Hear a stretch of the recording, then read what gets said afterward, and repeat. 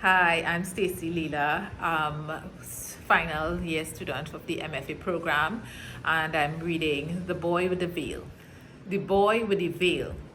Helena Solomon used to make pears, and one day, boodoops, she catch belly. She keep the child because she was certain that the father was Albert Felix, who owned Felix et al. Hardware store in Maruga. He used to check her on and off when he was looking for a good time, like most loose men in the area. His wife and Helena got pregnant same time. Madame Helena saw it as an opportunity to live a better life. She tell everybody she making baby for Felix, and that he wouldn't want his child to have his child grow up in a shack, and he would buy her a decent house to live in. He and she never had these talks, according to his words. As Helena made plans to have Felix's child, she took the best care of herself in preparation for the big reveal. August 8, when the child was born under the lion sign, Helena was in disbelief. Well, everybody, including Helena, realized that the child was not Felix's own. She never even got a visit from him, just checking to see if maybe, by chance, the child looked like him. No one else come and check her either. If she had a doubt it wasn't Felix's child, she would have never have him. She tell everybody that. Helena went into a depression and stopped caring for the baby. She used to leave him at home alone in the crib, bawling he liver string out, and go and drink till she drunk by the rum shop. She tell the neighbors that the child had gripe, and she used to shout at the baby and tell him she could drown him in the sea. One day, Helena leave him out in the sun because she wanted to get some rest, and that make news. Thank heavens for Lala, Helena's mother. She bring the child to Sangre de Agua with her to live. Helena never figured out who the child father was. Lala called the boy Cutwood Solomon and raised him like she owned. He used to stare at the wall so much that Lala thought that Helena cussed the boy too much. As he get older, she find he used to talk to himself, more so to carry message about people he never even knew, to others he didn't know either. Just so he tell a lady in the bus that the man say don't cry, he gone because he know you will be okay without him. The lady who was grieving for she husband couldn't breathe and let go the handle and fall over in the bus crying. After that, Lala took him by the internationally renowned barber. He told her that the boy have a veil over his eyes and is jumbie he seeing. He prophesied that the boy will be great and he would lead the people. Baba also tells she that in order for the boy to do what they sent him here to do, she needed to bring him every Saturday, only so he would learn to use the boon granted by the gods. If he didn't, his life would be difficult and he would be going against his calling. Lala didn't want to send him. She found that he was too small. She agreed when Baba said he would pay she if the boy used his gift to help anybody. Well, and he well use it. Even pastors coming for a word from Baba or to ask help from the boy with the veil. Baba was no fool. He kept the monies flowing, so Lala would keep sending him. That little kakara come in handy to mind she and the boy, and they would always live a comfortable life in the little boathouse. In school, children had afraid Cuthbert because he used to deal up with Baba, and they used to call him the devil's son. It used to bother him, especially since he didn't know who his father was. Eventually, it became a weapon. He started by telling small lies that his school was built over an old cemetery, and they had to walk where he walked, or else they would walk over graves and their foot would rotten. They used to follow him. Yes, there was children. One day, a gang of girls from Standard 6 decided to revolt against his little game. So to keep control, he decided to put a blight on them. He said that they would disappear one by one. And when they couldn't find one of their friends, the girls opposed him. Tell us where she disappeared to, Cuthbert added to the lie. He said that Fish had taken her and that he coming for the rest of them. Fish was a coke addict from the area. In the hysteria, the other children corroborated, even added to what Fish was wearing at the time and how he took her. By the end of lunchtime, the school was in a frenzy. The teachers didn't know what to do. The headmaster walked to the girls' home 5 miles to Mango Street to find out that her parents had taken her home.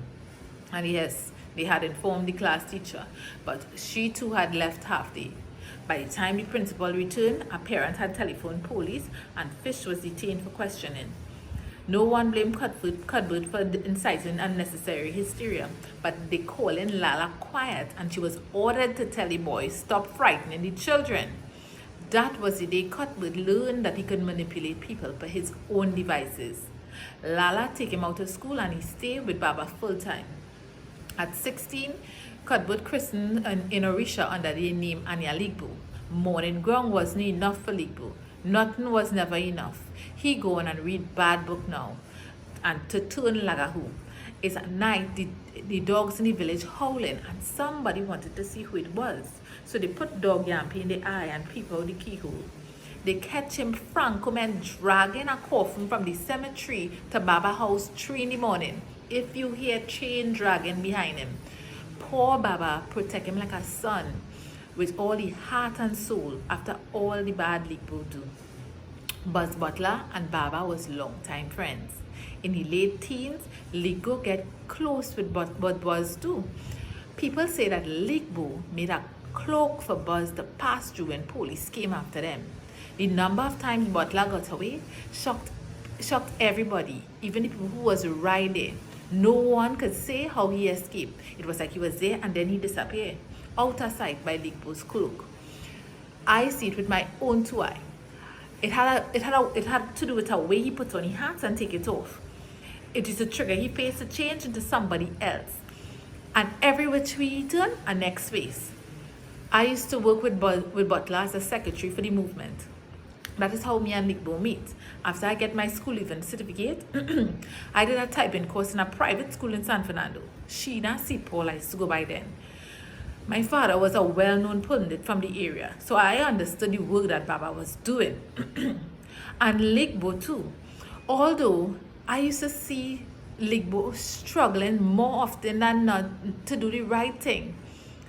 In this life, when you meet people who could understand you, it's better you hold on to that tighter than love. Because love is fade, and both of you will always have that to share. That is what Baba said to me. But I had already fallen for Ligbo. I stayed by Baba for a while, and he taught me about different ways to use herbs in healing and African rites, and I in turn help him with Indian ways. I do everything Baba told me because I was hungry to learn more. I went in morning ground and traveled all over, and when I came out, he called me Shiba under the Ori Ilekwa. Then the call came. I leave without saying nothing because I know Ligbo is jealous to kill. He find me years after in Degwa, where he born and raised, and so said so. He was sour. I get the calling that take me to his birthplace and not him. Baba was glad for me. I continued to keep my distance because Ligbo's spirit too heavy to carry, and I didn't want people to associate me with the bad name he gave himself. I was still grateful for him, and especially to Baba. Ligbo couldn't understand how Baba never spent one day vexed with me, and that hurt him even more. When Baba died a year later, I couldn't even bring myself to pay respect to him. The next time I see Ligbo is when he show up in Degwa after he hear I mine in a young Papa Boa, who was next in line to be the protector of the forest. He cussed how he could born deformed and just so they ready to crown him. The spirit choose him fair and square, Ligbo, Edgar Ramirez had tell him when we was down in the savannas. Them times Edgar wasn't a loose cannon yet. He tell Edgar, well, at least the least they could do was get a real man like you to mentor him, a man born into the Lagahu lineage. He watched me straight in my face to see if it would have fallen in my garden, but me a budge. I too old for that kind of thing, Edgar told him. All then he was feeling the dementia crawling on him, but he didn't tell nobody till it was too late. Well, then maybe I could do it. You know how it have queen mother? I could be the king father, his skinny teeth. Edgar laughed like a dog, if ever a dog could have bust out a laugh. You wouldn't be able to. That is work you have to get called to do. Unlike Ligbo, Edgar was a blood-born Lagahu, a boon unique to a few families on the island. Ligbo blood boiled. All you feel, all you reach, eh? Small axe, this chop down big tree. After that, he find himself doing work, both good and bad, for all kind of big papi. He became more renowned than Baba, but nothing he could have do, nothing he do could have shake the story that he choose to tell himself and believe. He say that he was a prostitute bastard child, the devil's son, and the boy with the veil.